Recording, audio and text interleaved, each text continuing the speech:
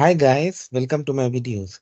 So guys, today in this video I'm going to share my experience of applying OCI in person here in Canada.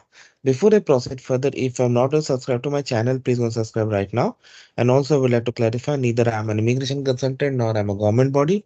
So if you take anything out of this video, do it at your own risk. So guys, recently I went to apply OCI for one of my family members. So I was lucky enough to get an appointment because getting an appointment is very hard nowadays because of the huge crowd. And I got it at the Brampton location, luckily, because all other like Toronto, Mississauga were full. So I had all my documents that I had to submit, and I reached there around 40 minutes earlier than appointment time. So as you had seen in a small video before this, there was a huge crowd when I reached. So there were two queues formed. One was towards the right side, that was for walk-ins, and one was on the left side, that were for appointments. So I went there and I asked people where should I stand.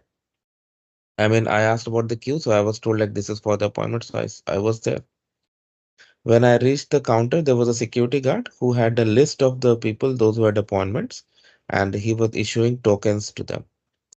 So I reached it there and I showed him the appointment mail he saw, and then he told me that no, you cannot enter now, you have at this time. So I said, okay, fine. At what time I should come to the door? He said, you come 5 minutes before uh, your appointment time. So I went and I sat in my car. Then again, just 10 minutes before my appointment time, I reached there. And again, I stood in the queue.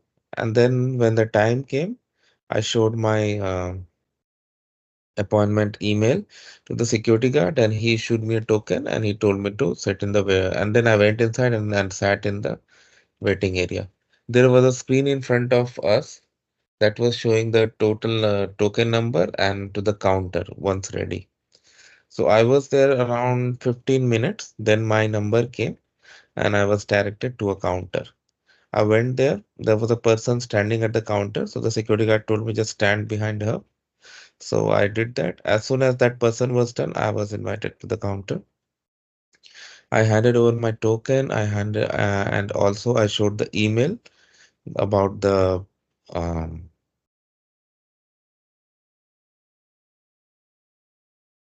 appointment.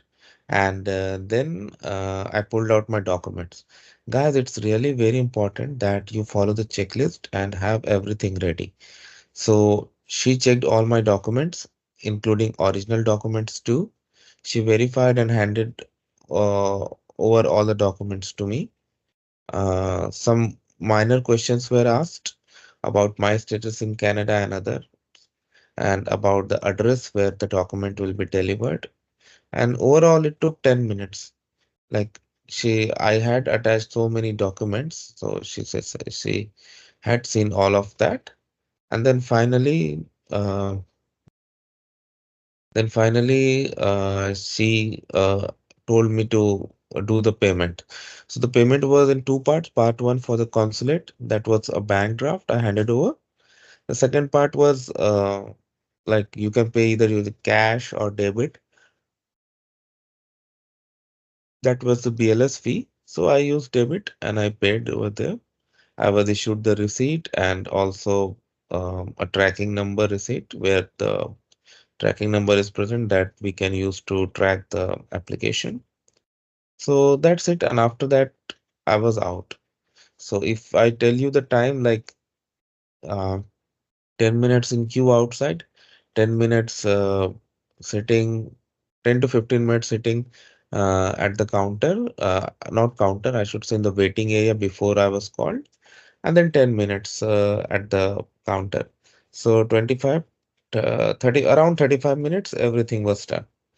So that's how it was done in my case.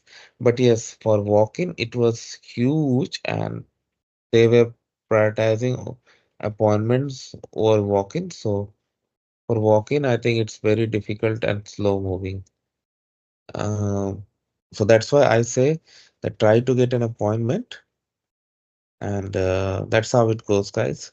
Let me know what your point is, how what you feel about this. Thank you.